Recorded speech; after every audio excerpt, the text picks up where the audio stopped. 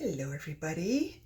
I needed to let you guys know a discovery that has been 35 years in the making. That's pretty sad. For 35 years of putting makeup on, I could never, ever curl my lashes because my skin would always get caught in the curler one way or another. Last year, was it last year or the year before, I got the Tweezerman eyelash curler, and I was told that it was an amazing curler, still got my skin caught.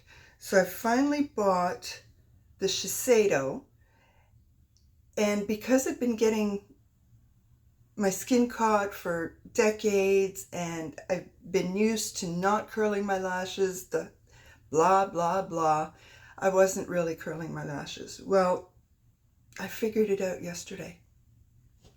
I have downturned eyes. Basset hound eyes. I was trying to curl my lashes like this. Can you see the problem right there?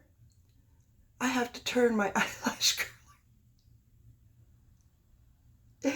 If this video helps even one person way before 35 years or up, I'm putting this out there. If you've got downturned eyes, stop using the curler like everybody else. Yeah, you gotta go to the angle of your eyes. I am such a dum-dum. I hope this video helps somebody. At least one person is all I need. Thank you, everybody. A bientôt.